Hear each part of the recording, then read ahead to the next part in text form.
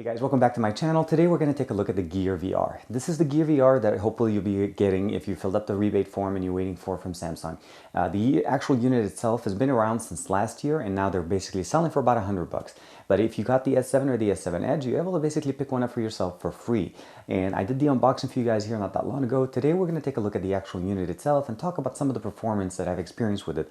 Now I've used it with the Note 5 and I've used it with the S7 Edge. So let's go ahead and see how this thing has been working out.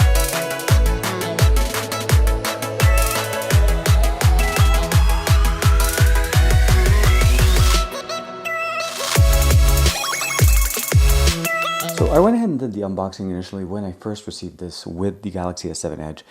So we're going to go over basically just the main features on this. This is the compatible one with last year's model. So the box itself doesn't show the S7 Edge on it, but it says the Note 5, the S6 Edge Plus, the S6, and the S6 Edge. So basically all the flagship lineup from last year from Samsung, and now it's compatible with the S7 as well as the S7 Edge. So let's go ahead and do the quick unboxing. The unit itself, as we saw before, it has been upgraded since the Innovator Edition. The main designs changes that we're going to look at here right now is essentially just the ability to basically have, it's a visor that covers up the unit itself if we take it off. The optics have been upgraded. The mechanism here is now more, a little bit easier to control. Your device kind of snaps in here, and this piece adjusts based on the size of your device. You notice it goes all the way to the front and all the way to the back. When we have the Note 5, we'll notice that this thing actually is pretty much filled up. So the main thing we wanted to see obviously here, this is the S7 Edge, the silver titanium version.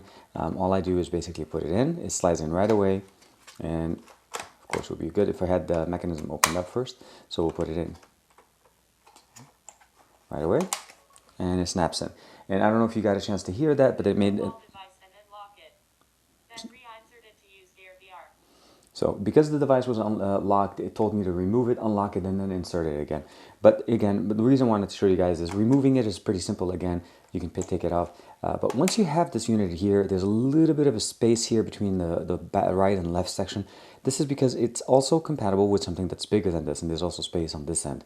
So we're going to remove this, and we're going to now, I'm going to show you guys real quick how this looks like when you put the Note 5. The Note 5 is, well, actually is the biggest of all the devices from last year. Again, fits in and goes in directly. Again, the mechanism is really, really nice. It's done in a way where it measures and it fits most of the devices. And you notice here that there is no more give, barely any give on the side and on that side for the unit itself. We don't usually have to access the volume button or the power, as it is already powered when it's connected. The camera will be used if you're using pass-through mode, so you're able to see through using the camera. The other thing we have here is that the access to the volume, to the 3.5mm headphone jack is still available. You're able to access it. I've used this many times where I plug in my headset and I'm able to use it. Of course, you can use Bluetooth. It's also compatible. Next thing we have here is the volume rocker. Now, the controls for the volume rocker are now moved to the outside of the unit itself. Once you actually have everything inside, you're able to basically just close it. I think it's the other way around. Oh, I guess I had it right the first time. And you notice it kind of keeps it nice and tucked in. We have the volume rocker on the right. We have a dedicated back button. Long pressing the back button will give us the ability to go into the settings menu within the actual unit. The directional pad is a little bit better configured than the first one. We have a selection pad in the middle as well as direction. You know, you can have the ability to do these swiping gestures, and it makes it easier to know exactly how to swipe so that you're not swiping at the top, at the bottom. It kind of gives you the grooves to be able to follow. The other thing that we have here on the top is basically the focus ring. The focus ring will give us the ability to basically just make sure that the picture that we're looking at is in focus, and we're able to basically use it. By default, the top strap is not connected. I connected because I want to basically give it more control or more support. The unit itself is very light, but once you actually put in your device in it, it becomes very front heavy. So you want to make sure that you keep it supported correctly. On this side, we have nothing else other than just branding, Gear VR, powered by Oculus. Again, this is just basically branding. Now, the reason I want to bring you back on the bottom here, we have a couple of, ridges here that really, not just more aesthetics, but the main one that we want to look at here is the ability to run pass-through power. So I'm able to basically charge my Note 5, my S7 Edge, while I'm using them directly within the Gear VR, and I no longer have to worry about power. Also, as a heads up, If you ever notice that you're playing a game that's giving you some issues, maybe the system is overheating, you can remove the front plate to give it better exposure, and it gives you a better ability to radiate the heat and cool down faster. I just want to go show you guys real quick one last thing here. The optics in the front have a little nose rest here for you to be able to basically keep it. Of course, there's the cushion that comes pre-installed. We have a proximity sensor here built into the unit itself, so that gives us the ability to basically activate it when you're on.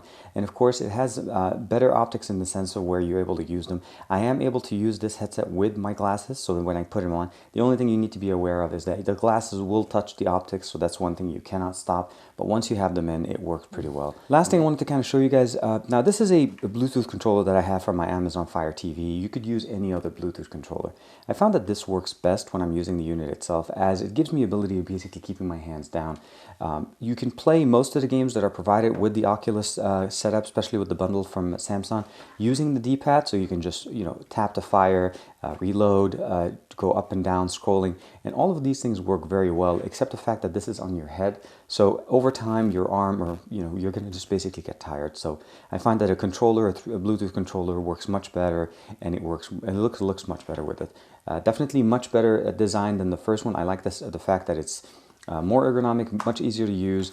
The power pass-through is definitely a plus. The controls are better. The volume is pretty much the same what we had before, but now making it compatible with all these devices just really fixed the design issue that they had with the first one, making it you had to buy one device and only one device to be able to use it. It works quite well, and actually surprising, comparing it to the original Innovator Edition, I'm able to go a much longer time. It depends on what you're doing, though. Just be aware of that. If you're just watching movies and you just basically are in passive kind of cases where you're playing, you're watching more experience, the unit itself will not have any issues or overheat. A lot of people I've seen that have modded the casing itself to put a fan to cool it down and all of that. Not necessary. The S7 for me has worked much longer. I have not seen the heat warning on the S7 yet. Where on the Note 5 at about 35 minutes, I did receive the information saying, please turn off the device to cool down, overheating. But the S7 seems to have a much better case on it. And again, what I usually do when I'm actually playing with or using the Gear VR, I don't usually keep the actual hood. The shade itself works best if you're actually outside. But I find that if you're going to be using the the pass-through camera, it makes no sense to have it on. Now, I would have loved to show you guys some of the experience and some of the actual gameplay on the unit itself. It's very hard. None of the actual new, none of the solutions that used to work for me work anymore. I used to be able to do Chromecasting, and then all I end up doing is getting a static picture on my screen. As far as actually being able to stream it using any other software that's provided, doesn't work. It's not recognizing the game launcher because you're inside a VR system, so you can't really run the screen recording in there to be able to record it anyways, to be able to share that with you. I've tried using screen record on it, unlimited screen recording. It stops. It just basically dies the moment Oculus launches it. And I think it's something built into the system where Samsung disables it. Now, for the likes and don't likes and the things that I want to make sure you guys are aware of. I definitely like the form factor. I definitely like the fact that it works with many different versions of the Galaxy line. It's not just one. So if I upgrade, let's say, hopefully down the road to the Note 6, hopefully this will still be compatible with it, as it's basically marketed to be that way. Which, anyways, hint, it sounds like basically the Note 6 will be somewhere between 5.7 inches and less. Because that's the maximum this thing will hold. When I put the Note 5, it basically just fits the outer rim entirely. The other thing I definitely like about the fact that it is provided to us, of course, as a free with buying the S7. Now, the things I'm not necessarily too high on as far as basically being, in the... and one of them is a technical thing, and the other one is more of a functional thing, or actually a pricing thing. The technical thing, one of the things you can do and cannot do in this unit when you're inside the ecosystem, you can set the settings, you can't change the settings as far as brightness, notifications, so on, all of that, but you cannot turn on Wi-Fi. And I say this as an issue because if you go in and any of those experience the Oculus 360 video areas within the system, it requires you to turn on Wi-Fi. And to do that, you'd have to take out your device, turn on Wi-Fi, put it back in, and then navigate back to where you were. It doesn't have the ability of jumping into the setting and say turn on Wi-Fi. Since it seems like it needs it sometimes, it doesn't download all the content. That's something that you want to do, be aware of.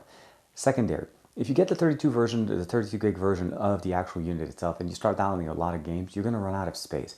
So make sure you have either a 64 gig version or insert, and make sure you move some of your content over to your SD card. And again, overall, as far as the price, I can't really beat it. It's free with the S7 upgrade.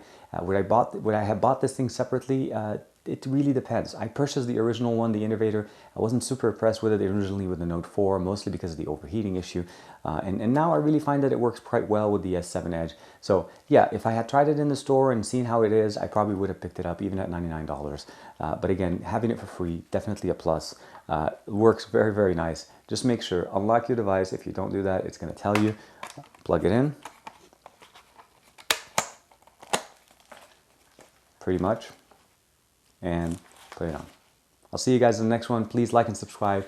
Leave comments below. Let me know what you guys think of this. And let me know if you've received yours yet or not. I'll be interested to see how different people get different experiences. But again, I will see you guys in the next one.